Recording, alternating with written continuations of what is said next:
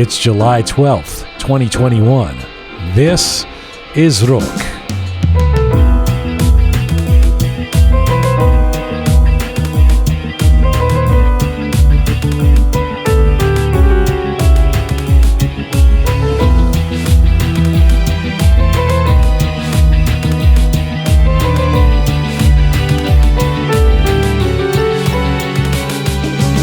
Well, he is an Iranian-American former CEO turned popular social media commentator who has made it his mission to travel to every United Nations recognized country in the world. And he's pretty much done it. Farhad Kashani, maybe in his late 60s, but he still calls himself a kid, and he lives life with unbridled passion. He's an author, a pilot, a car journalist, and a member of the Traveler's Century Club. But now Farhad is also a hit internet presence with over 100,000 followers on Instagram and fans around the world, a feature interview with the self-proclaimed 68-year-old kid, plus your letters of the week.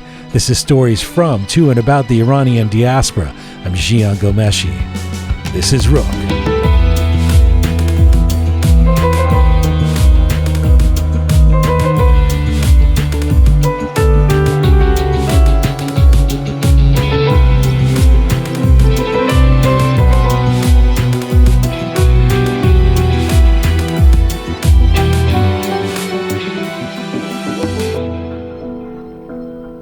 Hi there, welcome to episode 126 of Roqe. 126. Yes. باور میکنی؟ نه باور نمیکنی ها؟ خمس قرانات. Hello Reza John. You know what I have to say to that? What? Ole, ole, ole. So settle it. Hope you're keeping well wherever you are. Tuning in from around the world. Hello to you from Toronto, Canada. Salam Dustan Aziz. Durud bar Shoma. We're on an ongoing mission to build a new audiovisual encyclopedia of Iranian diaspora identity, coming to you on roqemedia.com. Or if you want to head straight to one of our platforms, Spotify, SoundCloud, Apple Podcasts, and CastBox. If you want to see some of the visuals with Roqe that Savvy Roham and Captain Reza work on, switch over to Instagram or YouTube right now. And if you like your Roqe descriptions and bulletins in English and Persian, check us out on Telegram. Hello, the fabulous Keon. Hi, Jian. باور میکنی? اصلا باور نمیکنم. Hello, Captain Reza. Hello, sir. Hello, Reza John. آقا صدا میاد. And hello, Groovy Shaya. Hi, We're all here. Farhad Kashani, the world traveler, the 68-year-old kid coming up. He's quite a wonder. I mean, so he's made it his mission. Not only has he been a car journalist, a pilot, and a CEO of various companies in various countries around the world, he's made it his mission to become part of this Traveler's Century Club. And more than just a century, I guess you become a member of the club if you've gone to 100 countries or more. So he's over 200, and he makes it his life ambition to make sure he's seen every country in the world. I have about 70 left, so maybe I'll get there. What do you mean? To get to 100. Yeah, to get to. I thought you meant 200. I'm like, wow. No, I wish. Did you count them? I did, actually. I know. In anticipation of this interview, I was thinking, should I count the countries that I've been to? But I didn't. You haven't? You should. No. I mean, it seems a bit, but I mean, all respect to Farhad Kashani, but I don't know. It seems like kind of. I was curious. I wanted to know, wait a minute, maybe I'm almost there, but not quite. Well, I'm looking forward to talking to him. He's a very interesting guy, and he's become this really popular Instagrammer, which is also fascinating. This Persian man, former CEO, who's does these stories on Instagram. Like, you know his kids or something, right? Yeah, or you know his daughter. I met his daughter randomly while traveling in Greece, actually, which was crazy. And then when I learned we were bringing him on the show, I was like, wait a minute, I know his daughter. I know he's got some great world. stories. He's written a number of books about being in management and advice books, but he has opinions about everything, you know. And so anyway, we'll get to the 68-year-old kid, Farhad Kashani, in just a little bit. He'll be in San Francisco, or the Bay Area, I should say. Let's get something out of the way. I was waiting. I was like, when is he going to bring it up? The Euro 2021 football tournament ended yesterday. I know a lot of Iranians love football and soccer, and so I've talked about it on this program. It's my favorite sport as well, and happens to be the only sport I've ever played well, quite frankly. So it meant a lot to me to be watching the Euro, as I always do, and to be rooting for the country of my birth, England. Now, when I was a little kid, growing up in England, I had this little soccer game. It's a tabletop Foosball. soccer. Kind of like foosball, but it was like a portable mini version, one? the mini Okay. one. Yeah. And it was called the Bobby Charlton football game or something like that. And I never knew what that meant. I mean, because it was it was some guy's name or something. But I played this for years. And then later on, I found out that before I was born, there was a team in 1966 that Bobby Charlton was part of that won the World Cup, right? So never in my lifetime, this was years before I was born, the glory years of England and all that. So since that time, I always wanted England to win a world tournament, and of course they never have. Now fast forward to Euro 2021, and England is one of the favorites, as you guys know. Now, what did I say, Shia? What did I say on the first beginning of this tournament? What did I say on this program? You said that England at the beginning, it raised some expectation, but at the end, you're always going to be heartbroken at the end. Yes. I said this repeatedly, right? And every time people would write to me and go, no, this is like, Jian, this team, they're going to do it. It's coming home. And I was like, just wait. We're going to have our hearts broken. Now, of course, as everyone in the world knows, we had our hearts broken. And those of us who support England lost, at the last, in the most brutal way, in penalty kicks. And I got to say, I love young Saka. He's an Arsenal player as well. I don't blame those kids who, they missed the shots at the end. I mean, this is like, but anyway, sure enough, we lost, as I expected. It was a horrible day. I was in a bad, I was asabi last night, right? But that's expected, the heartbreak. Now, little did I know the vultures I'm surrounded by on this Roqe team. This was, I'm working with these people. How did I not know the type of people Jens Sishun, bad Jens. So, Shia, of course, lovely Shia, who has great taste, is a supporter for, I don't know why, but is a supporter of England and is the only one of the few Iranians I can find who. But Shia was unavailable. So the moment England loses, and I am just in a foul, you know why I was upset? Because I really. I never let up. I never let up with keeping my guard up, going, we're going to lose. Yes. And then somehow, in that first half of the game, when England scored I let my guard down. I was like, you know what? we might win this thing, I was texting with friends. I don't know. Let's see it. And of course, so I am genuinely upset. Back to my little Bobby Charlton game, growing up in England, wanting my team, nothing, we lose again. Yeah. And so then the Roqe WhatsApp group starts firing up. So first Susan, producer Susan, texts, she's starting to text Italian flag. No, by the way, nothing against congrats to the Italian team, great team, some great players. A lot of my Italian friends are already happy. That's great. Good for you. In fact, Toronto's a city of a lot of Italians, and so it's always a big deal when Italy wins something. So fantastic, fine, okay. But Susan starts texting the Italian flag. Now, I was really angry at that, but I thought, listen, producer Susan, for those who don't know, she works here on Roqe, spent a bunch of years in Italy, right? I mean, so she speaks Italian, and she's a fan of it. So this is okay. Yes. I mean, Susan gets that's her. She gets a pass. Then this Keon starts. This Keon. First of all, I don't know if she's ever watched a soccer game in her life, right?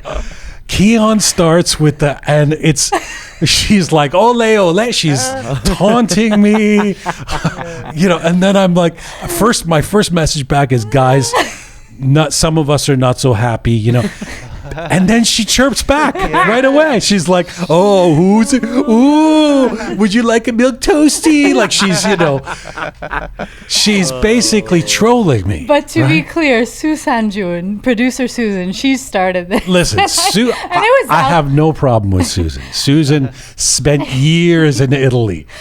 And then Savi Roham. Then turns out the entire Roqe team all of a sudden is Team Italy, right? Soon as they find out that I'm, I mean, I couldn't understand what was going on.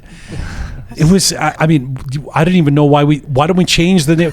Conversations from to and about the Italian diaspora. Since everybody's home is Reza, Reza حالا تا پریوز نمیدونسته ایتالیا کجاست.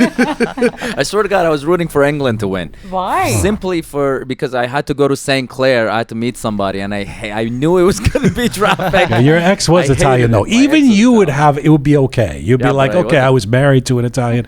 This Keon, did you even watch the game? I watched all the games. Okay, I hated right. Italy a week ago because I was Team Spain. Exactly, I was all about Team exactly. Spain. But given the choice to vote for a team for the guy who sits next to you and grew up in England versus chirping at me. I just hate England fans. I really do. And I couldn't handle a Monday where England won with Jian. I was like, please, I can't handle. Could it, like one little moment, a child playing with his Bobby Charlton game. She couldn't, give me that moment of pleasure. Oh, and it just continues, She's like, up until now, literally. I was still at it. Yeah. She didn't even, can you name an Italian player on the team? Have you been to Italy? Well, you've probably been to Italy. Oh. Stories from to and about the Italian diaspora, folks. Yes. All of our guests from now on. Keon, you can go find our guests. You can all just go. Be Italian. Actually, just go. Yeah. Savi Roham, he's like sending out pictures of the cup. Everybody's all excited. I was on the plane. I couldn't defend. No, yeah, you were flying. You had gone away for the weekend, and you were coming back, and I knew you weren't there, so I was left alone. I was terrorized. It was like the scene from Barbarella where all the little animals are biting at her heels and stuff. Ganging up on you. Ganging up. I was like. But I didn't start it, so let's just put No. Susan started. I had to show my support for Susan. That's what you were doing, showing your support for Susan. Anyway, there you go. Another tournament, another loss. Now we look There's to the always world. next year. There's next year, the World Literally Cup. We will be having this conversation next year. We'll be, it'll sometime before the Probably quarterfinals. It'll be earlier. England could win this one, and I'll get excited, and I'll wear my jersey, and I'll, I have a question for you, Jian. Yeah. What if next year Iran goes to the finals with England? Who would you be rooting for? Good question. I think hypothetically, I would be.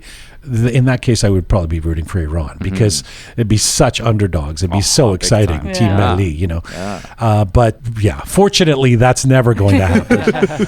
Although I suspect, Team Iran would have better luck than. England is just so sad sack. It's like, you just kind of know, that it's gonna. And when Italy, I'm just like, go on for this. Farhad Kashani is waiting for us. But anyway. Hey, a shout out to Reza Ghazi and Greenflow Financial. So Greenflow Financial is a multi-award winning mortgage lending and brokerage firm with offices based out of Toronto and Ottawa here in Canada. This firm takes pride in its utilization of technology in all aspects of the business operations. Very digitally forward company. The founder and CEO is Reza Ghazi, and Reza is a bundle of positive energy and an award-winning philanthropist and volunteer who has given so much back to the Persian community, continues to do so. Please check out Greenflow Financial for all your mortgage lending and brokerage needs. Greenflow.ca. Greenflow.ca is the site. Argentina won big too. Did you know that? Yeah. Yes. I was happy for that. Actually. Yeah, for Messi. It's Messi's first cup, right? Yes. It's exciting. I didn't dare say anything because then Keon would start sending messages. Team Brazil. Yeah, you're not wrong. We had a great response to our last show with Firuz Zahidi and that interview. And people are really digging that, and you can find that on any of our platforms. But I know we got a bunch of letters. Yeah, for sure. Now, I wanted to announce that we when we do the letters of the week at the end of the Monday shows, we crown a letter the letter of the week. We, being Keon, picks the letter of the week, sometimes controversially, but most of the time it's a good letter. And we always say, well, what does the person who gets the letter of the week get, right? Well, we are going to give them something, which is Ponta the artist is working on the website. And so if you have the letter of the week, you will go onto our website. The letter of the week will now be archived on our website with your name and a little trophy next to it. So you just go to our website, roqemedia.com, and there's a new section there under extras for letters of the week. So send your letters to info@roqemedia.com, info@roqemedia.com, or just post your comments on any of our platforms. You could have the letter of the week, and you'll be up there on our website. You got some good letters this week? Yeah, definitely. How could they not enjoy Firuz Zahedi? He was just so really fascinating. Great. He was really great. He was really good. And I exchanged some messages with him, and he himself really enjoyed listening to it, and also enjoyed our conversation afterwards about the interview, because I think it was the first time that Keon hasn't said something negative about one of our guests. First time she didn't piss off the guest who would vow not to come back on Roqe. Searching in my heart, say something bad about him. Something. There was nothing. I had nothing. It was great. You can find, actually we put up a Roqe moment with Firuz Zahedi, including the visuals from that, our video version, at our Instagram and at our YouTube extras channel. Check that out at Roqe Media. All right, Captain Reza, Groovy Shaya, the Fabulous Keon. We'll get to letters of the week in a little bit, but let's get to our featured guest. My featured guest today is a former CEO turned popular social media commentator who has made it his mission to travel to every United Nations recognized country in the world, and he has pretty much done it. Farhad Kashani is an Iranian-American bundle of energy who has achieved a lifetime worth of feats in his 68 years. He's a retired high-tech executive who has been a pilot, a motorcyclist, a car and aviation journalist, a management consultant, an author, and a world traveler who's been to 192 of the 195 United Nations countries and every single U.S. state and territory. Farhad was born in Tehran. He studied agricultural engineering at Shiraz University before moving to the United States in the period after the 1979 revolution. In the U.S., he worked towards an MBA and went on to become a successful CEO, as well as an international corporate leader who has managed facilities in Iran, the United States, Taiwan, Mexico, the UK, the Netherlands, and Germany. He has written 8 books about management, cars, and aircraft, and an autobiography called The 60-Year-Old Kid, and a book about his travels called 200 Countries in 45 Years. These days, you can catch him on his very popular Instagram channel, where he regales his 100,000 followers with opinions, ideas, and adventure videos. And right now, Farhad Kashani joins me from the Bay Area in the United States. Hello, sir. Hi. Thank you very much for your nice introduction. I just make a correction that I got my MBA back in Iran from what it was known at that time was a Harvard Business School, which is called Markaz Mutalaat Mudiriyat Iran Center for Management Studies. I insist to say that so that the people know that that was the level of education at that time. That's when I got my MBA. And over here, I just worked using all those skills that I've earned in that MBA program. I appreciate the correction, and I appreciate the information. By the way, are you catching your breath at the moment? Should you not be traveling somewhere? Should you not be in some exotic place, adding countries to the list? It's funny that I traveled to the last country that I could, which was Yemen, in November of 2019, which was right before COVID. And I remember people were telling me that, hey, what's the rush? You can wait and do these countries, one at a time, one per year, something like that. And after the COVID started, some people told me that, did you know something about the COVID coming, that you're rushing to finish all these United Nations countries? And I said, yes, I guess so, So I'm happy I did it at that time because I know it's going to be much more difficult. It takes a global pandemic to keep this man down, to keep him from hopping on a plane. Let me start with a general question for you and a general sort of overview of the life of Farhad Kashani before I get into some details that I'm really eager to ask you about. On your website, Farhad, you say something about believing that nothing is impossible. I mean, you really seem like someone who has made it your mission to pursue your passions, whether it's about founding new businesses in new countries or traveling the globe. Is it really about believing that anything is possible? Yes, I believe that's the case. And all it takes is hard work, focus, and some patience, because you're not going to see the results immediately. It takes a while. Some of them are longer term goals, some of them are shorter term goals, but bottom line is, if you have the patience, you're going to get it. I have some of the Instagram people or the followers who tell me that, they see my car or my whatever camper, RV, and they say, oh, I wish I had one of those right now. And I ask them, how old are you? The guy says like 20, 25.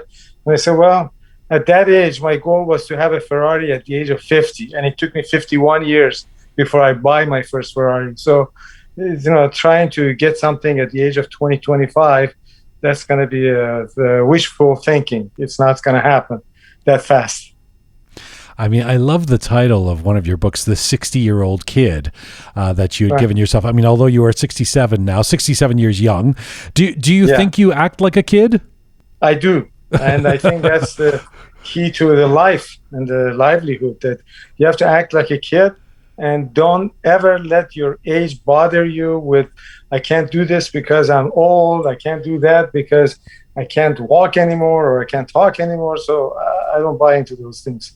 And do others see you as a kid? I mean, do you get judged by people? Like, at this age, what are you doing running around the world? Do people actually say that to you? Yeah, I always look weird to some other people who think that your travel means you have to go to Hawaii once a year, or in Iran, you have to go to Dubai once a year, or go to Turkey once a year. So what I do, going to some of these countries that you cannot find them on the map, to other people, especially the Iranians who are not adventurous in general, that looks weird. Do you find that Iranians are not adventurous in general? Not at all. You see people there that I remember I bumped into a person in Iran who told me that, oh yeah, my uncle has traveled probably equal to your travels. He's done like 200. I said, wow, that's great. That's perfect. What countries he's gone to? He said he's been to Dubai 50 times. I said, well, I don't think that counts. If I go that way, I've been probably to 1,000 countries. It's true. There are people, I mean, this is obviously a gross generalization, but I mean, there may be some truth. There are folks like, for example, Australians who are really into travel. I mean, it's part of the rite of passage. You in your late teens, in your early 20s, you leave Australia, you go see the world. Every Australian I've ever known does some version of that or has their family doing that. Iranians, you would think, would be into travel because they would want to explore the world, given that Iran hasn't been the most, it's been a repressed country in some ways over the last 40 years. It's interesting that why do you think we're less adventurous? Well, when I see people, first of all, in our club, I'm the first Iranian who joined this Traveler's Century Club, the club that people who have traveled to at least 100 countries, they can become a member. When you don't see any other Iranians, but you see Chinese heritage people, Americans, Australians, Europeans, but not Iranians, you wonder why. I mean, Iranians could afford probably to go to all these places more than anybody else, especially the Iranians in the US, who are mostly well off, or at least in the Silicon Valley area where I live, they're well off. But I don't see that sense of adventure in them. They just want to go to Europe for the umpteen times, do some shopping and come back. For me, it's like shopping is not even part of any travel. I've never done any shopping anywhere, except for the refrigerator magnets that I buy every country that I go. That's it. I don't go there for shopping. I go there to learn about people, the culture, whatever. And that curiosity, I believe, does not exist in the Iranians in the current age. By the way, I want to get to the Travelers Century Club, which I did some research on. It seems like it is a pretty exclusive club. It's about 1,400 people or so in the world who've done this, who've reached this milestone, or at least the ones who are in the club of 100 countries or more.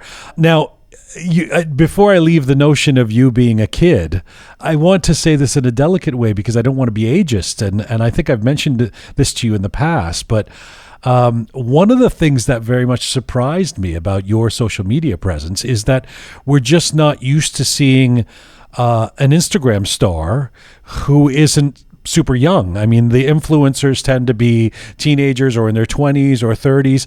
How do you feel about the fact that you've become a social media star? Well, I think it feels good, and it's in line with what I've written about, the 60-year-old kid. That means that I want to remain a kid. I don't want to, change my behavior based on my age and all that. So I want to be able to communicate with the people who are much younger than me, or 20s, 30s, 40s. I can be just like them and talk about the same things that are their interest. So, and I think I've been successful, Thomas, to some extent.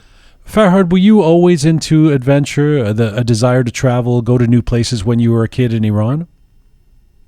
I would say when up until the time I was 18 and I went to the Shiraz University, obviously the travels were controlled by parents. So wherever they went, we just followed them.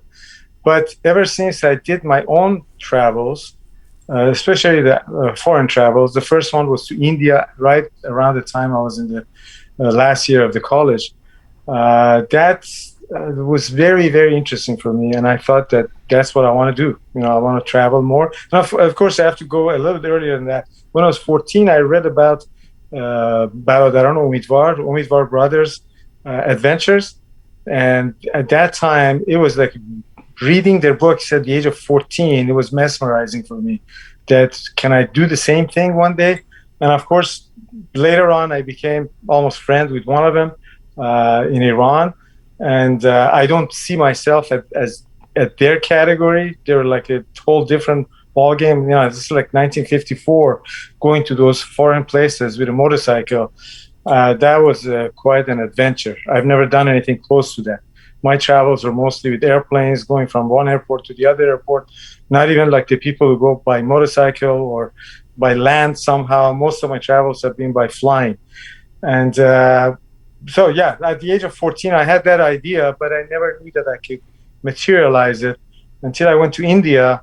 And then following the graduation and military service, I started coming to US, went to Europe. And I remember going back from London to Tehran. I was not going to do it a normal way, which was just get an airplane ticket, get on board, and get off in Tehran. I wanted to see as many countries as I could see between London and Tehran. So I studied a lot of different possibilities, and I found the bus called Magic Bus, which was a kind of a tourist bus.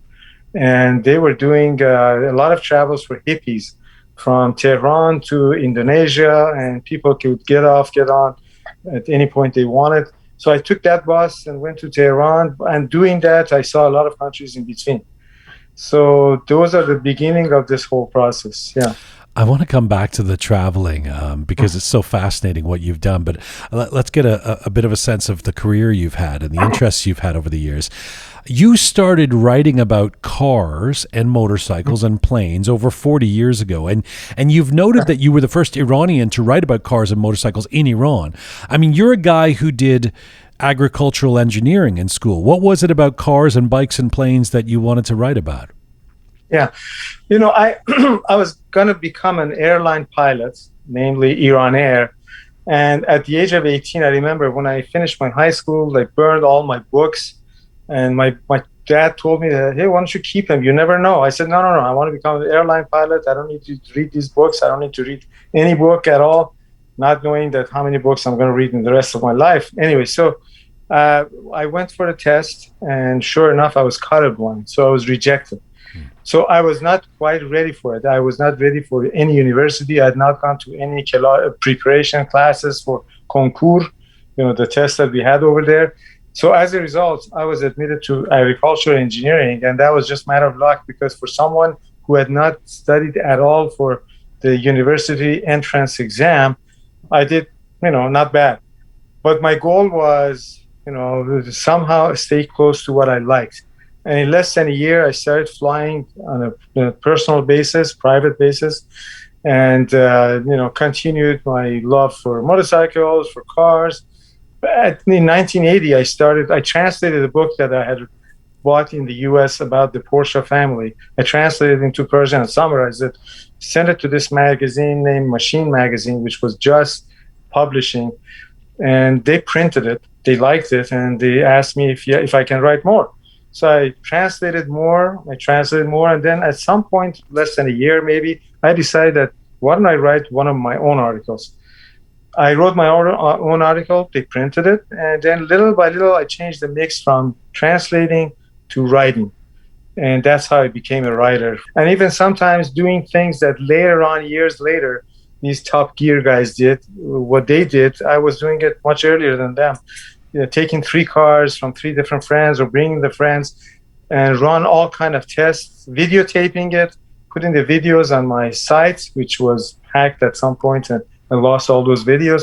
So yeah, I was doing a lot of these things that I do in my Instagram. I was doing it like 30 years ago and putting it on my own personal site. Just parenthetically, Farhad, I if you'll forgive me for a question that I'm sure is a naive one.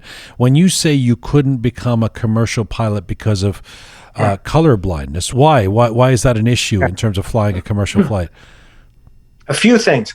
There are some LED lights inside the airplane or different lights of different color that each means something else, something, if you don't read it right, if you don't see the red as in red, if you see it as amber, it can have a different meaning. Right. And when you're landing the airplane, there are 2 or 3 sets of lights in front of you that from far distance, maybe 1 or 2 miles, you can look at the series of those lights.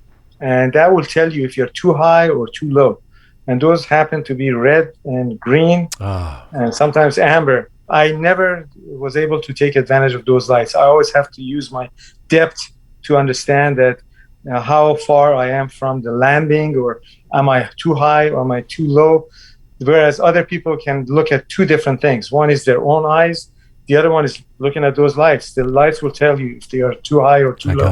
I got it. But I took advantage of that in one of my management works that I did, and I made a lot of money out of that. For being colorblind, I made a lot of money for being colorblind. Do tell. That's too interesting for me to let go. What do you mean by that? I just had become a quality manager of the computer company in the division that they were producing color monitors. So here I am, a colorblind guy, becomes the manager of quality of this company. And I was thinking that, okay, I hope that I can handle this, because it was only a week, I moved from supervisor to manager.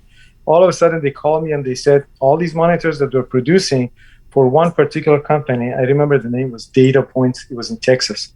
We were producing 5,000 color monitors. They have 2 military or retired Air Force inspectors. They come and take a small sample. Let's say you give them 1,000 units. They look at the military standards and they say, okay, based on the 1,000, we're going to take 15 samples. And in those 15 samples, if one fails, we reject the whole lot. You have to go back and rework 1,000 units, open up each and every box, plug them in, look at the colors again, and see if those things that they're talking about, the colors are not very good, whatever. Anyway, so obviously I could not be a judge in the color issue. But because I knew that I'd taken this test and I failed this test, I knew that 10% of people have this problem, 10% of the men, not the women. So I bought the book in 1984. I still have it in my library here. I had all the operators tested, and sure enough, 10% of them failed. So that improved the quality a little, just 10%, because of those guys who did not see the colors as, just like me. They were just like me. The next thing that came to my mind is, how about those 2 inspectors? I knew that Air Force inspectors have to pass this test, but I thought, what if they didn't? So I called the first guy who was actually passing all our lots with flying colors. He had no problem. He passed it. Then I called the second guy, and he's the guy who's rejecting all these lots, and he's writing blue is mixed with purple and whatever.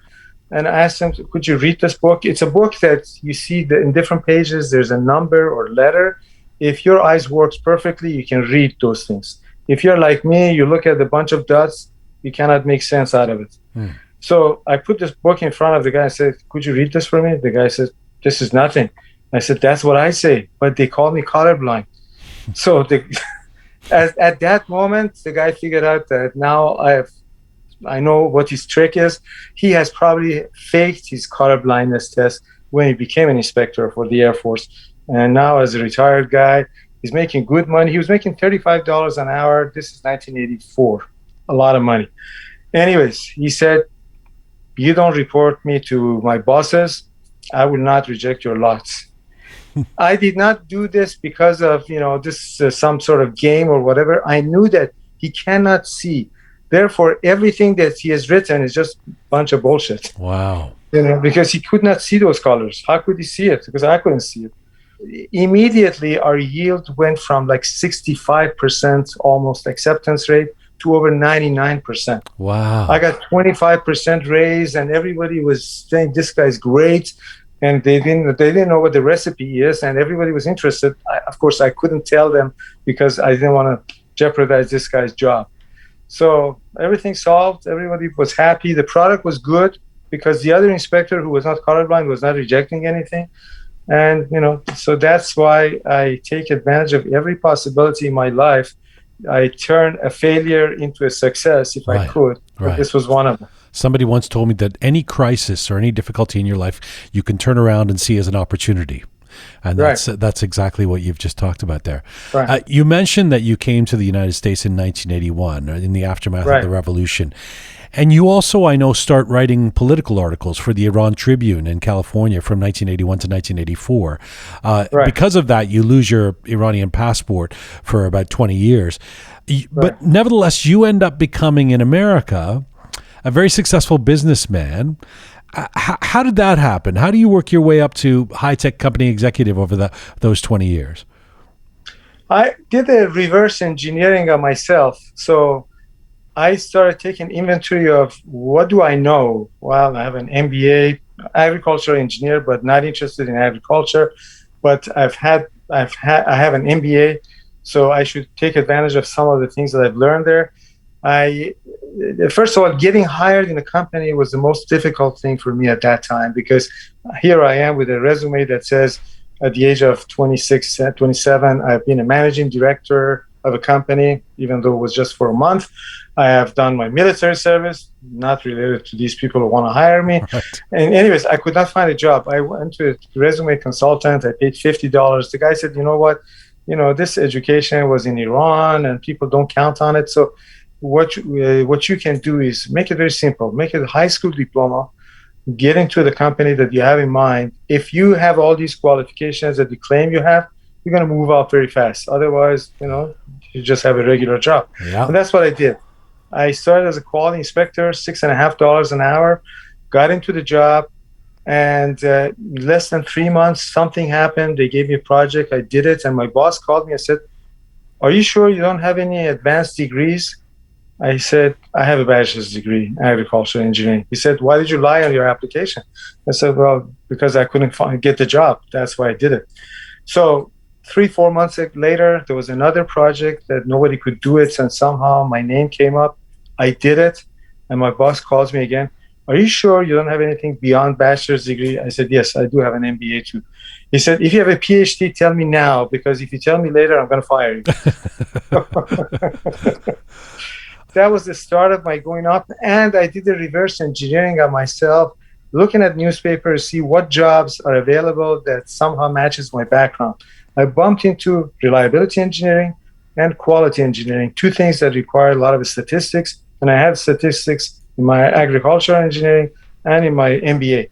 So I started taking those classes. I became certified reliability engineer, certified quality engineer. So I got my wings through those things. Became a quality manager, became a director of quality. Then I started taking production courses, became certified in production and inventory management, which was 6 4-hour tests. And then I became a director of operation, then I became VP of operation, then senior VP of operation. So that's how I managed it. I really I love that story. I love that story because it sounds like a cliche when they say work your way from the bottom up, the guy who starts in the mail room, the Jeff Bezos kind of story, but it really is something that is, I firmly believe in, and I think that there are a lot of, I don't want to say just Iranian kids because I think it generalizes, but there's a lot of new generation folks who, especially if they get a degree, they kind of want to enter a field at with some status of some kind. And I know for the fields that I've worked in, whether it's media or communications or entertainment, I've always given the same advice, which is just get your foot in the door. If you're great, it's not that hard to get, to work your way up very quickly in radio or in music or in media. If you're that good, get your foot in the door and do anything. Just do anything. Say you'll do anything. Say you'll help out however you can. And you're living proof of that in the business world, I guess. I cannot agree more with you. And even at this age, which I'm dealing with age discrimination to enter into a company, especially with my resume, people don't want you to, go back and start from the bottom after you've been the CEO. If there was any way I could erase my resume today and make myself just a regular employee, $10, $15 an hour, I go to Tesla and start working my way up from Tesla again. Unfortunately, these days with all these LinkedIn and Google and they search you, whatever, it's hard to lie. I can't say I'm a high school diploma looking for a job. They think that you're going to command or demand too much pay, or you're going to be... Right. Yeah, and I've been rejected a few times by companies, even when I applied for a lower job, because I knew that I'm like a spring. You just put me anywhere and I jump up. But they don't accept you, and they can check your background and all that stuff. So... With all your success in the U.S., you make an interesting decision in 2002, and you have a family in the Bay Area. You decide to move back to Iran, and very quickly, or over a number of years, you become a successful exec there for LG. You're back and forth from Iran to the States until 2013. What was the incentive for you to want to return to Iran after you'd had the kind of success you'd had in business in America? I always wanted to prove myself in different environments, saying that I can do these things in any environment, because there are people who believe that if you're successful in Iran, or a good manager in Iran, you cannot be a good one in US, and vice versa. I wanted to prove to myself that I can do it. And there were a few people who wanted to bet with me that you get fired from your job in Iran in 1 month because it's so political, you cannot survive there. And I was trying to prove that I put me in any environment and I can manage it very well. And that's what I did. And as a matter of fact, one of the people who started working for me in Iran now is working for Tesla. He's a manager.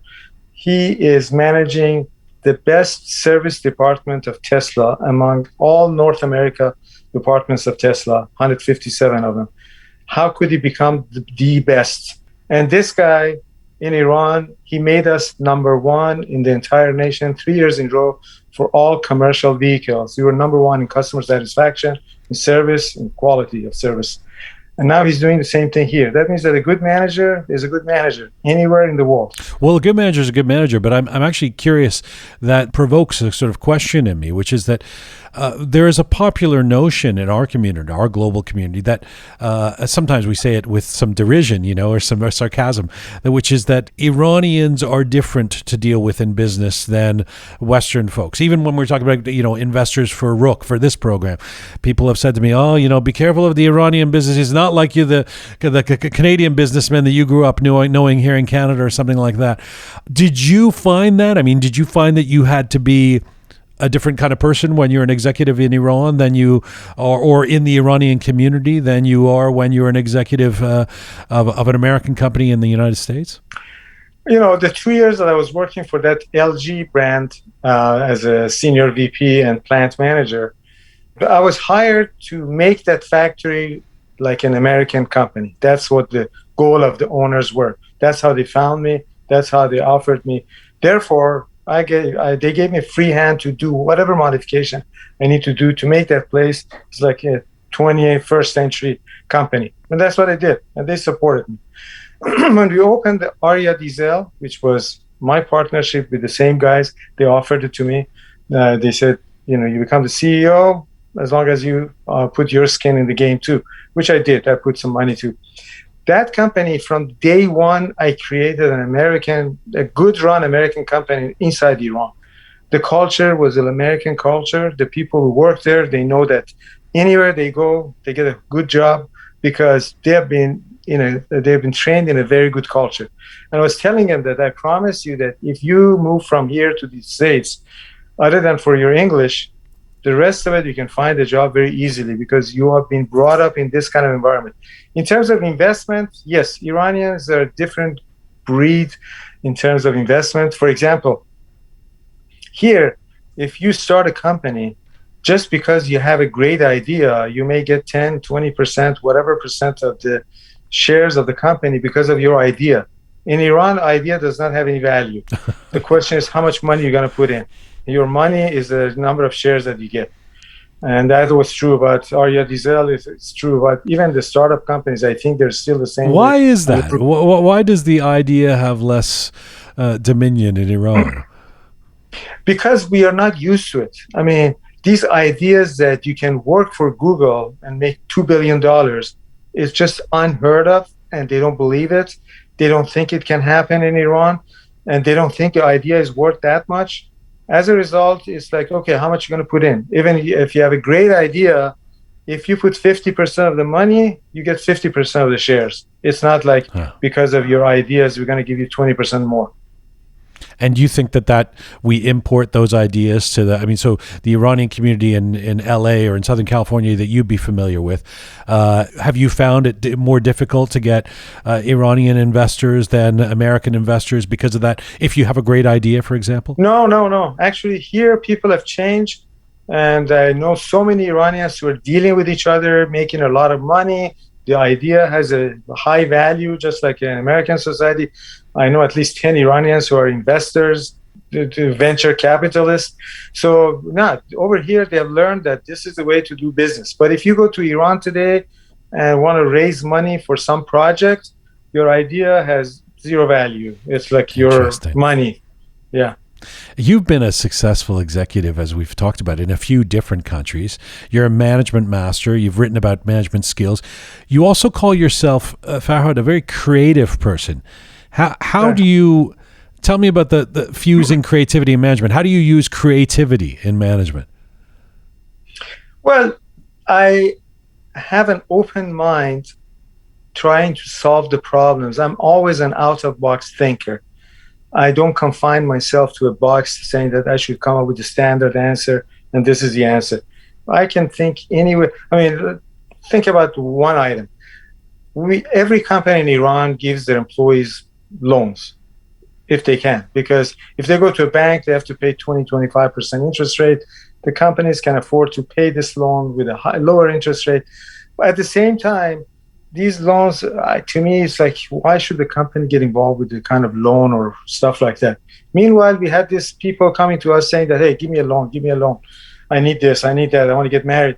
So at the same time, our board of directors had approved a 5 million toman at that time, $5,000 credit for customers who want to buy a truck.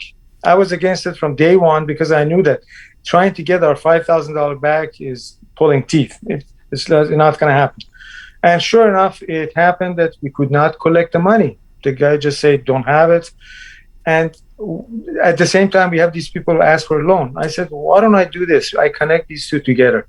I told employees that if you can collect this kind of money from these guys, the money is your loan. You don't pay any interest on it. You have to return it back in so many years. And there were some of them that more than enthusiastic to do this. And when the driver pulled into our service department, they just go and demand that, hey, you got to give us the money. And in most of the cases, they got the money. Because now there was one person who was focusing on it, calling the guy every day, becoming a, bug, giving him trouble in terms of just calling. We didn't have to have the big accounting department who can call all these people every day and bug them for the money. Right. So this is like one very simple thing that how you can solve two problems with one shot. Let me get back to this traveling thing, because it is a fascinating part of who you are and who you've become, and a big part of your presence in social media, where you're very popular. When did we've talked about your interest in traveling when you went to India as a kid? You were talking about going from London to Tehran and how that was an early indicator to you of how much you enjoyed traveling as you weaved your way through Europe, getting to Iran. But when did your love of traveling become an actual mission to visit over 200 countries and territories around the world? I had visited almost 75 countries when one of my friends, who's also a traveler, she has traveled now to more than 100 United Nations countries. She has been to Antarctica 1 year before I did. She told me that, hey, Farhad, you have to become a member of the Traveler Century Club. I said, what is that? So she explained to me what the club is. I found the club on the internet, and I found that, well, these guys count the world differently. It's not the United Nations countries. They're counting territories too. So Guam is a territory, but for them it counts as one, just like you've been to US, you've been to Guam, and even Alaska and Hawaii, they counted separately because of the distance between the mainland and these places, and the culture being different and all that. So it was like 329. I started looking into that, and I found that I'm already at 85. I'm no longer at 75, because I've been to Guam, not Guam at that time. I've been to Puerto Rico, I've been to Virgin Islands, and so on and so forth, Alaska, Hawaii. So it was like 85, and I said, well, I'm very close to 100. Why don't I try hard to make it to 100? So, of course, the next 15 countries or territories came I did it maybe in a year or two. I became a member of that club. Then in that club, I feel like I'm the most junior person, 100 countries only. Everybody else I talked to have seen 200, 250, 300.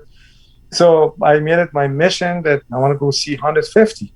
So I started arranging it. I got it to 150. Then I was going to make it like 200.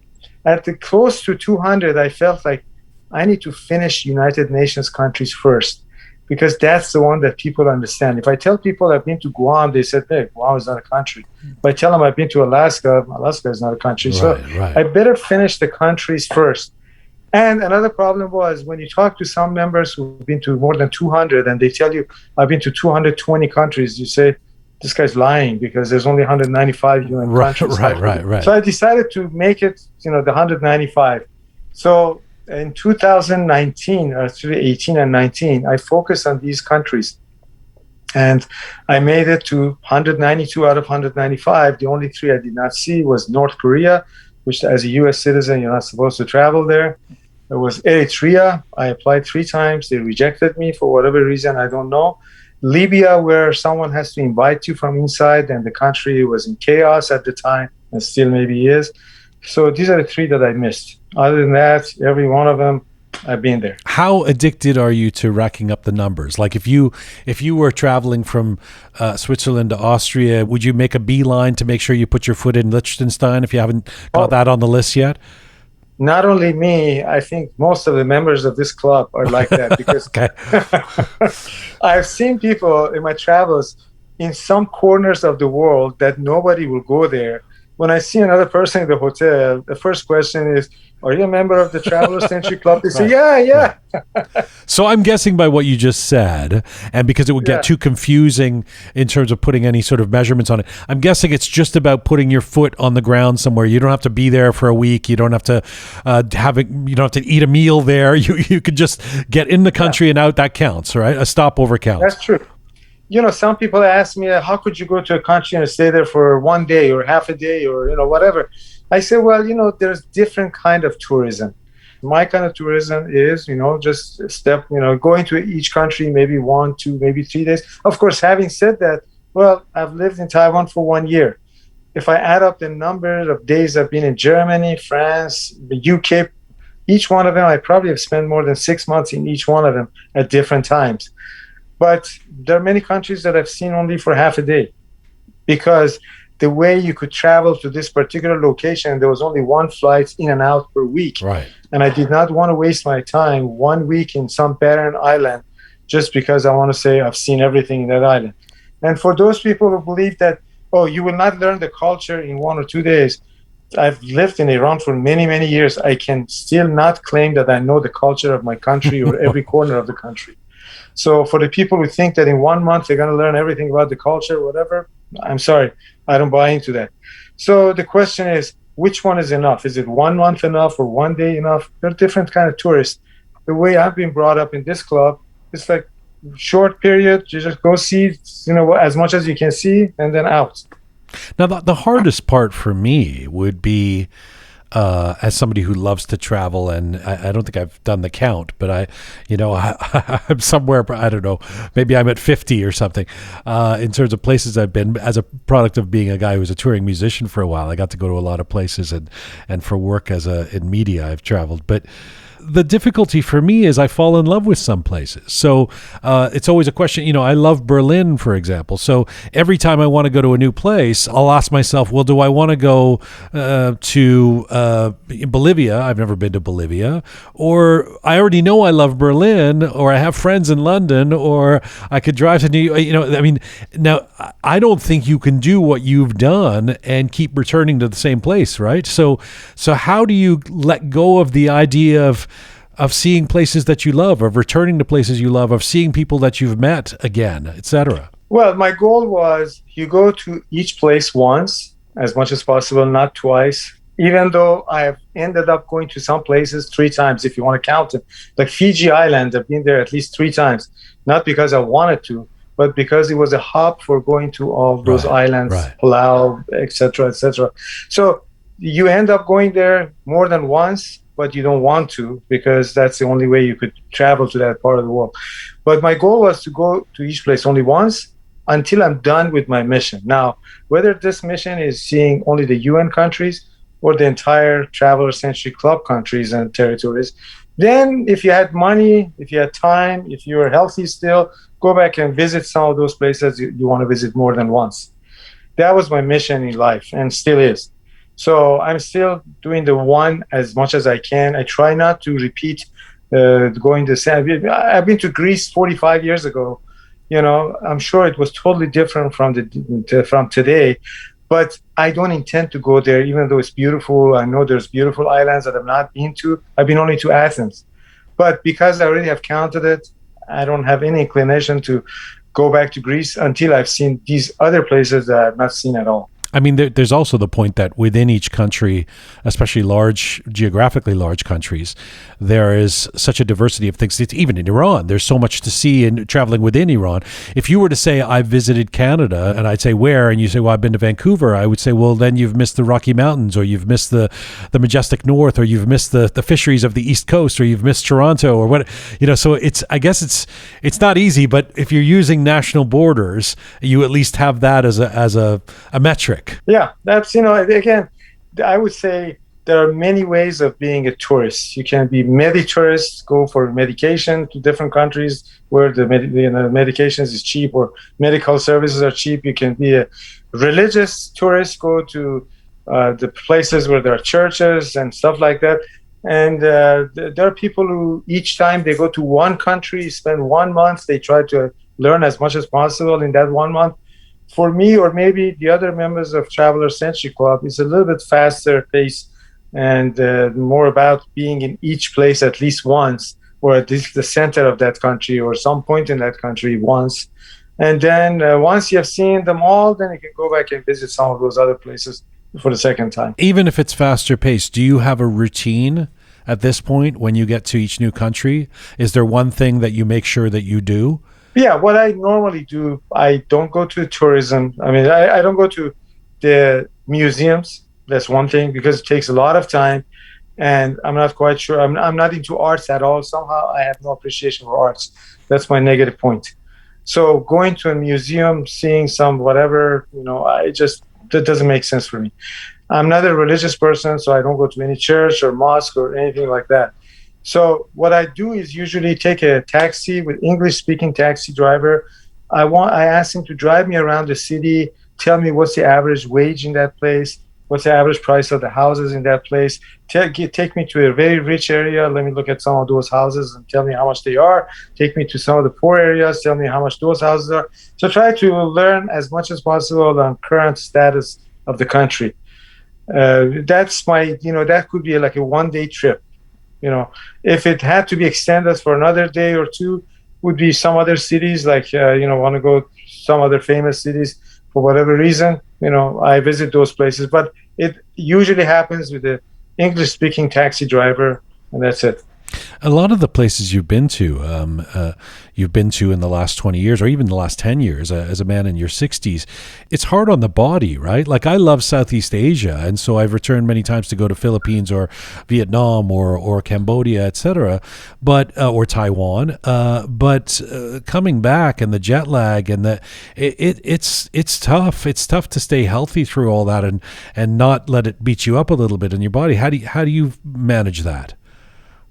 I think my interest in traveling is so high that it overcomes all these other negatives. I went around the world in 8 days. And I think in those 8 days, I slept only 3 days in a hotel or 3 nights in a hotel. That means that the rest of it was in the airplane. But I enjoyed the whole thing. And when I returned, I was not tired. It was like I was full of energy. I was even happy that I've done that. I've gone around the world in 8 days as opposed to 80 days of Jules Verne. So to me, that never was a problem. What do your friends and family make of all your traveling? Well, my daughter, the older one, likes it, and she's been to 55 countries so far. The younger one has been to 30 countries with me, but she has not attempted to do it by herself. That means that she's not into traveling that much, at least not yet. But the older one definitely is into it, and she plans just like she wants to become a member of Traveler Century Club, and at the age of 30, she has seen 55 countries. Wow. Not bad. She caught the bug. Yeah, exactly. But have you had friends or people that who've just kind of rolled their eyes or gone, what are you doing with all this travel? Or does everybody think it's a great thing? I know. I have some friends who completely think I'm crazy. I have a friend who is into wine. And he spends all his money, not all his money, but he spends a lot of money on very expensive bottles of wine. And when he tells me that, what do you get from this traveling? I said, what do you get from the expensive wine? He says, oh, the wine, I enjoy it. I said, I enjoy traveling too. So who says that your fun is more fun than my fun? So if the idea was to reach as many of the 195 United Nations countries as possible, which you've already done, except for those 3 outliers we talked about, and I'm sure you can get to Libya at some point. You said, once I accomplish that, I can go back to the places that I fell in love with or that I really loved. So, I mean, that's the $1 million question, obviously. Where would you, given your druthers, if you were going to return to a place of all these 200 places you've been to, what comes to mind? You won't believe it, but probably it's going to be Nepal, Kathmandu. There's an airplane right there, Buddha Air. They take you around Mount Everest to take a look at it. And at that time when I went there, it was like $120 ride. And it was like, you will see it, guaranteed, or your money back. I took that ride 3 times in a row, and every day we ended up with fog. I could not see Everest. That's another goal in my life, that I want to see the highest peak of every continent. I've seen some of them. I've seen the McKinley in Alaska. I've seen the one in South America. So this was the highest one, and I'm always interested in mountain climbing. Not that I've done it myself, not that I can do it myself, but always is intriguing for me, watching these Everest movies and how people go through all these challenges to get up there. So first chance, I like to go back to Nepal. And also I want to be, another goal of me is to land in every difficult airport in the world as much as possible as a passenger. And there's an airport there near Everest that I like to go there. And that's the Tenzing Hillary Airport, which was made by Hillary, Sir Hillary, who Edmund conquered Hillary. Mount Everest. Yeah. Yes. So it's one of the dangerous airports in the world. I have to go there. The Paru in Bhutan is another difficult, strange airport. I've been there. So yeah, Nepal is the one that comes to mind. I definitely am not a kind of guy who enjoys a relaxing time around the beach or beautiful place or whatever. That's not me. I have to go learn something or do something a little bit more productive. What is the most spectacular? What is the city in the world that everybody in the world should visit? There's so many of them. I just can't remember. You know, if you told me what's the best scene you've ever seen, I've seen so many beautiful jungles and beaches in different countries, in Africa, in other But places. what city do you love? What city do you just love? Where would you go back to immediately? I have no preference. Besides Ahvaz. Well, I was in Ahvaz maybe 10 years ago, or no, more than that, as a part of seeing all states of Iran or ostans of Iran. Oh, so you have done that. You've done the Iran tour as well. I thought that, if I tell people that I've been to the entire world, I've been to all U.S. states, somebody's going to ask me, how about your own country? Right. So I had to have that answer ready. So I seen all those states too. Yeah, I've seen actually half of the states of China. When I talk to people from China, I mean, none of them have seen even more than 5 states, and I've seen 18 of their states. Farhad, I know these are not easy questions to answer. They're sort of wide-eyed, answers or questions a kid would ask sitting at the feet of their grandparent or somebody who's done amazing things in their life. But what if you were to be able to answer this simply? What would you say you have most learned? I feel like, in my experience, traveling is education. You absorb so much as you go to a new place and you witness a new culture, you feel a new energy. What would you say you have most learned from doing all the traveling that you've done? Hard to tell. It's like each place is unique. People have different cultures, different beliefs. What's good in one country is not good in another country, and there's nothing wrong with any one of them. There's just people are different, and you have to learn that there's a difference between the people. You cannot make everybody the same. Yeah, that's all. It's like not much that I can say I have learned necessarily from different cultures, but I enjoy the fact that, for example, when I go to China, when I talk to Chinese people, the fact that I can use a few words. By the way, I have tried to learn 7 languages. Not that I've learned any one of them, except English and Persian. But just like anybody else, I had Arabic in school. Then I took French and German in the university. Then I took the Spanish when I was running a factory in Mexico. And I learned Mandarin a little bit. I took a 3-month course before I go to Taiwan. So the fact that I can talk to them, the fact that I can bring up a few cultural issues with them, for example, the numbers 4 and 9, they don't like it. Sometimes even they make the buildings just like number 13 in some other cultures. Their buildings, sometimes they don't have the 4th floor or 9th floor. You go straight from 3rd to whatever. Right. Or they want to celebrate their birthday. They don't celebrate 40th birthday. They celebrate 39 twice, and then they jump to 41. Right. So these are little things that happens that you learn, and each one of them is something interesting. It's a pleasure getting to talk to you. Before I let you go, let me ask you a couple more questions about your social media presence. When did you have the idea to set up an Instagram channel? When did that become a thing for you? A friend of mine who works for Tesla, I told him to go work for Tesla. The same one who was working for you that's now an executive at Yes. Okay, yeah. Yeah. He returned the favor. I told him go find a job that pays you. He found me a job that doesn't pay me, just, I have to spend my time making nothing out of it. But anyways, he told me that, hey, why don't you do Instagram?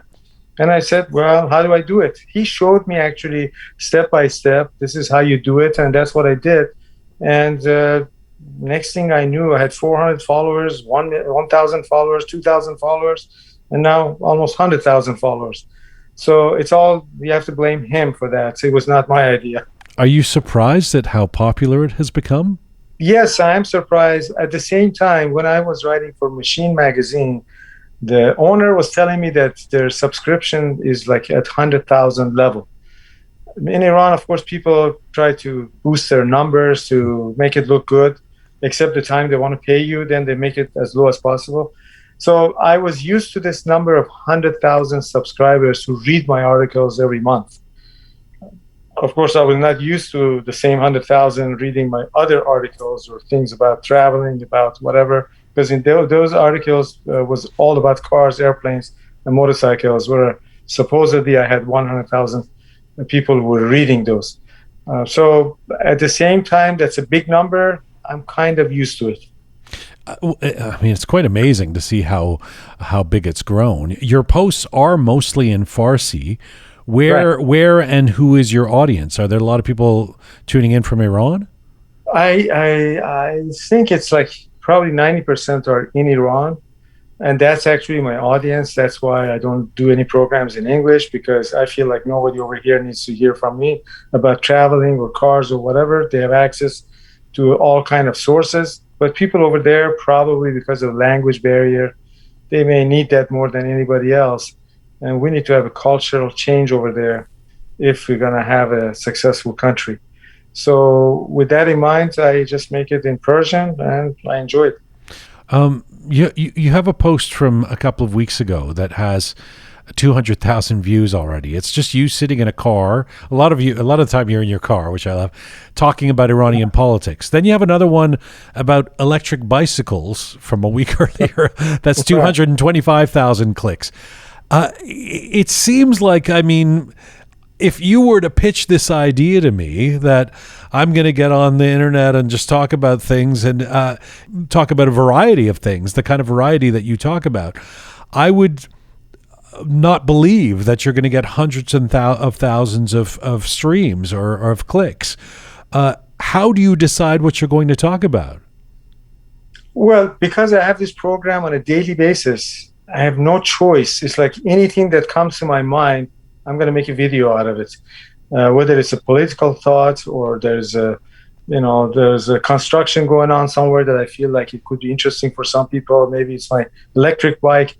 And, I had one program about the Jeep that belongs to my friend. It's got 2.5 million viewers so far. Yeah. So, yeah, when I did that, if you ask me, what do you think this is going to do? I would say 20,000 maybe. Well, it did 2.5 million or maybe more. So I don't know. All I know is if it's only talk, it's in 10 to 20,000 range.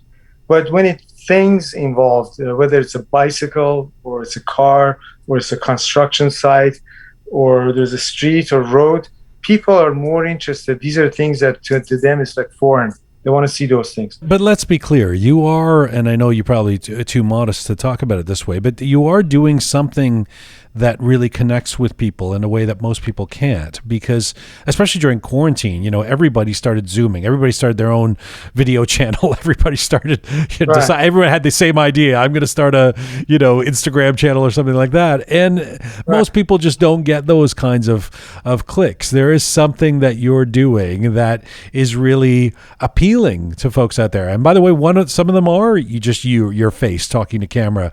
That one about Iranian politics from a couple of weeks ago that has 200,000 views is just you talking in your car to the camera.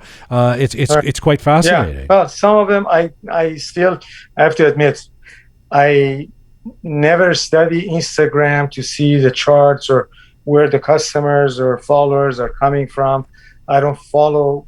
So I do it very simple way. I just put my program and all I see is like there's 100,000 followers. That's it. But trying to analyze and make more programs of the type that people enjoy the most, that's just not me, and I'm not doing that.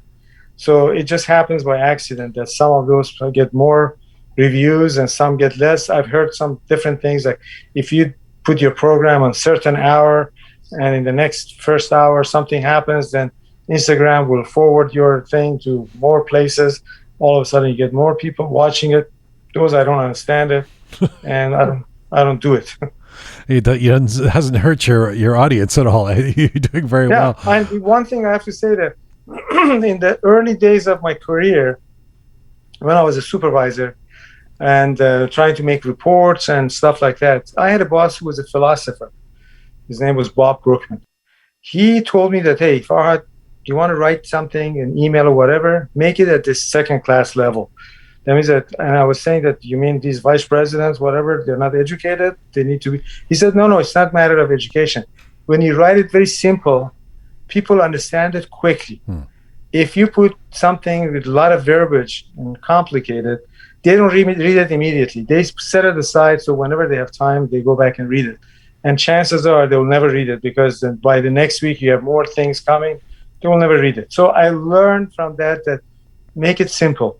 Don't try to use a lot of complicated words. Don't try to make it, mouthful, whatever, for people who don't understand it. Try to come down at the lowest possible level so everybody can understand it. Where will the 67-year-old kid go next? What is your next on your agenda? I have made a plan to go to every national park in the U.S. That's more than 60 of them, 9 of them in California.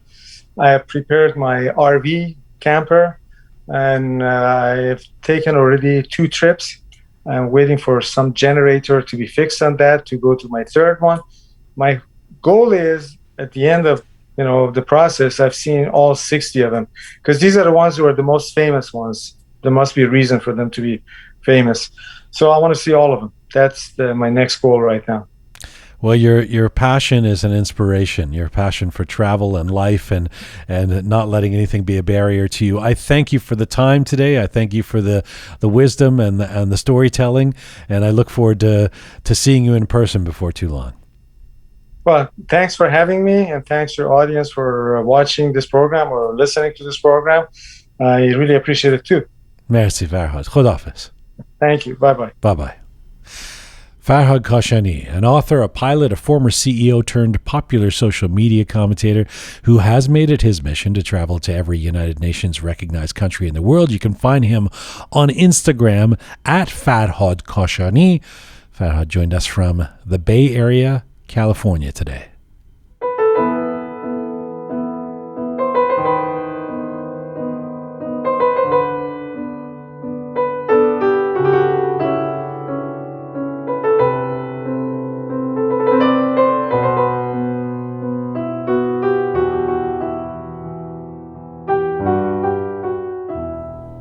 All right. Microphone's back on for Captain Reza, Groovy Shaya, and the fabulous Keon. How about that, Farhad? That's amazing, man. What a story. This guy. Wow. Which part are you wowing about? Which part am I? Aren't I wowing? Am I? Which part aren't I wowing about? No, but this guy is a true businessman. How he was able to take advantage of his color blindness and turn it into essentially a profitable business. An opportunity, really. It was mind-blowing for me. I learned a lot. Thanks, Farhad John. It was different from all the people we usually introduce. Yes, I thought so too. Yeah, I mean, this is another category, a manager, a car critics, and traveler. It's really interesting. I enjoyed it. I liked that, actually. It's a voice from. He sounds familiar to me. There's members of my family or people I know that have been business people, and that but we haven't had a lot of those voices on our show. We have a lot of artists and thinkers, and not that he's not a thinker, but it was nice to hear that kind of voice. I actually really, really appreciated his. I mean, I said it in the interview, but his notion of where he says, if I could, I'd take the $14 an hour and start at Tesla right now. This idea that the confidence that he has and the knowledge that he has, that if you go somewhere and just work hard enough and get your foot in the door, you can. And I really do believe that. I mean, I believe what I said during the interview there, where especially in the fields that I've been in, it's not that hard to ascend once you get your foot in the door. If you just work your ass off, if you work your ass off, dedicate yourself to it, and so but you got to have that kind of ethic and that the passion he has, and the whole idea of, what did he call it? I reverse engineered my background, like downplaying his experience so that he can get in the door and then blowing people away. It's so interesting. I mean, it's, I guess, part of his management strategies. Keon? Sorry, I'm busy making a list of all the countries I need to visit because this man is putting me to shame. My God. You know what else I'm really impressed about? The fact that he has such a massive social media following. My dad can barely email, and this guy's. I know. You know. Well, it was a weird. You don't want. You know, I didn't want to be ageist, but that's part of what I find fascinating. He's almost 70 years old, and it's not that he is. I mean, there are older folks like in the boomer category, let's say, who are big on social media, but it's because they're superstars or something. They're well known already. Yeah. He's built this following. Yeah. You know, and how often do you see that? I mean, it's amazing. Often, especially in the Persian community, people have this. I'm telling you, my dad, every email he would get, like, you want $1 million, he would click on it, and, like, virus. The Nigerian prince. I was like, oh my God, Dad. So it's impressive. Also, what he said about the Instagram that he's following is mostly in Iran, and he said that the only way that we can have a hope for the better future is to educate people inside of Iran, which is 100% true. Yeah, I feel like he's really that's part of his mission. He didn't, I mean, we talked about his traveling and his fun stories of experience, but if you look at his Instagram, it does feel like he's doing his part to kind of educate those who are listening to him and watching him from Iran. I wonder, I mean, his fans know him mostly in Persian. I hope they'll check out this interview as well. All right, Farhad Kashani, you can find him on Instagram, as we know. A big thank you once again as well to Reza Ghazi and Greenflow Financial. Greenflow Financial is a multi-award-winning mortgage lending and brokerage firm with offices based out of Toronto and Ottawa.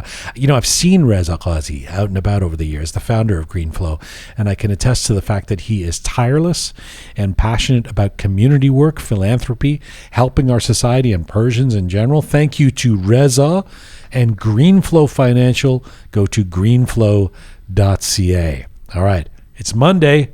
It's that time. Letters of the week.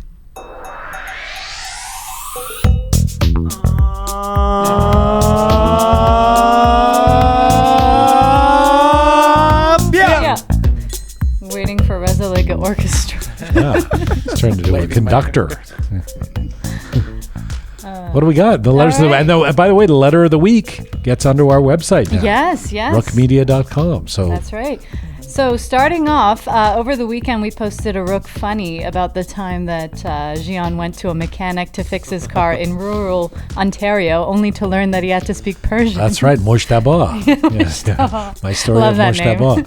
Yeah, so a few people wrote to that. You can find that on our Instagram. That's right. Yeah. We have a Purya Afkhami wrote, and by the way, this is in Persian, like he wrote in Persian letters, and I translate Afkhami, ببخشید. He wrote, همیشه پای یک مجتبی در میوان است. در میون است. Miyun? Yes. Oh, okay. Like my Farsi's not that great, I guess. There's always a mujtaba. All right, and then we have Muhammad Muadeli. So that's what the translation is. There's always a mujtaba. I think that's exactly what I said too. All right, and then Mohammed Muadali wrote, I feel exactly the same, as my Swedish is not as good as others. Whenever I'm stuck in a situation that I must elaborate something in detail, I have no choice but to start speaking English, while others look at me in a way that conveys the message that he's not one of us. Wait a second. My Swedish is not. So is he writing from Sweden? He's writing from Sweden. Yeah, okay, that would have been helpful, Kia. Well, I thought it was pretty clear. Why is he speaking? How was that clear? Why would he be speaking Swedish? So I was trying to follow it. What's he? I got a little confused too.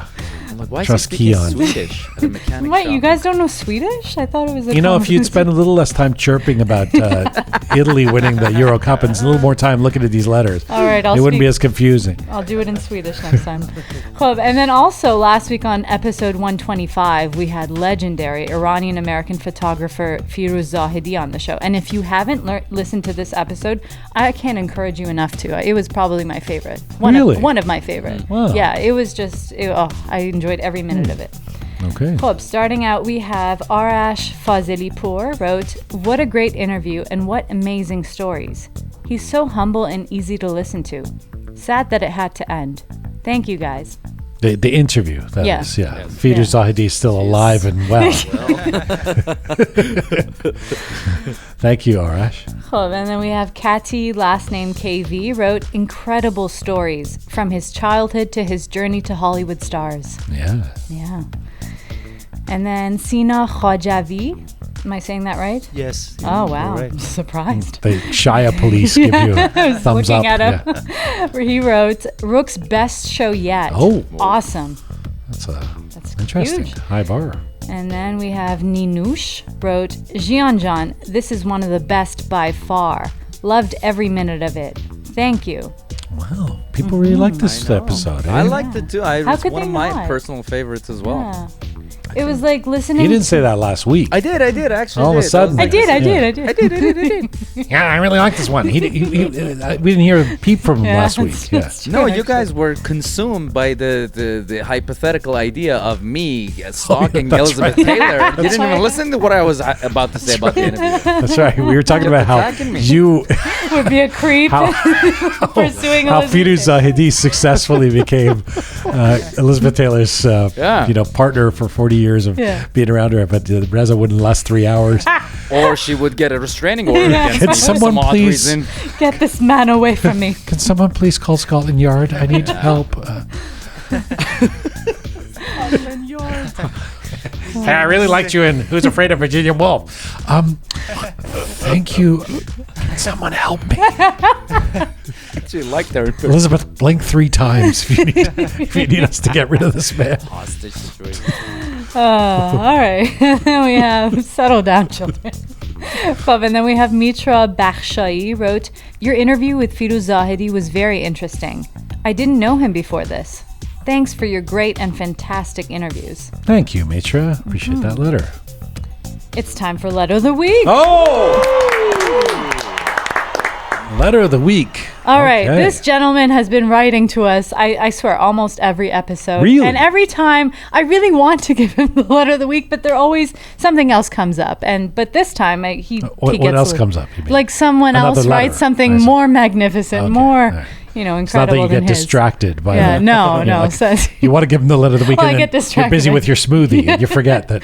or You're England busy losing. trolling Keon or keep trolling she's trolling me. This week's Letter of the Week goes to Turaj Khosravi.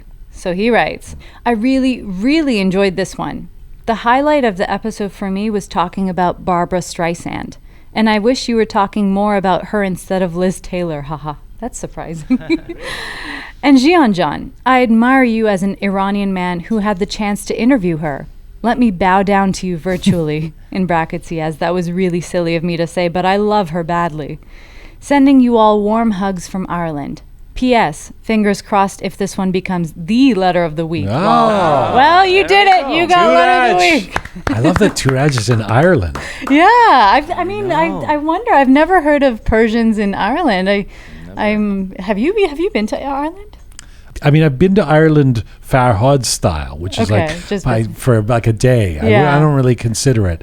No, I mean, I would love to visit Yeah. Ireland and spend time there. Just thinking that there's a Persian community there. That's kind Oh. of Well, we don't think know this that is there's a- it. The community is just just Turaj. Turaj. I like how Turaj, he's like, I admire you. Like, I always get to say something really great about my work or something. I admire you as an Iranian guy who met Barbara Streisand.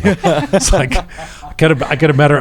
Who interviewed her? I met her in a shopping mall. And I admire you as a Jian. I admire you as an Iranian man who is meeting Barbara Streisand. Barbara S. Streisand. Streisand. Well, that's great. Turaj Khostavi will be one of the first people inducted into our website Letters of the Week Hall of Fame. Right. That's right. It's a So great honor. Turaj will put you.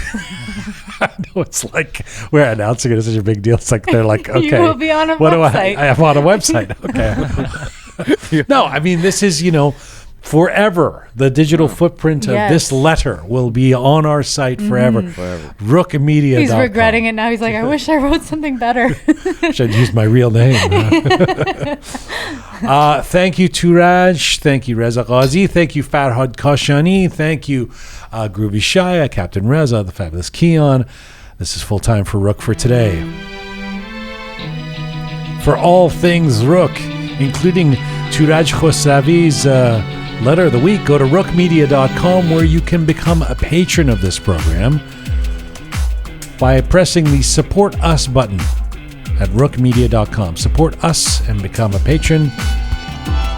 We really appreciate it. $5, $10 a month makes a big difference to us. Thank you to the amazing team who put this show together each week. Producer Susan Ponta, the artist, the fabulous Keon, thoughtful Nagin, super Patty Saw, Savvy Roham, sponsorship Sean, Alain Merdad, Captain Reza, and Groovy Shaya. Thank you to all of you out there supporting us and sharing our content. Please subscribe if you have not done so already. And find me on Instagram at Jian Ghomeshi. Mizun Bashi.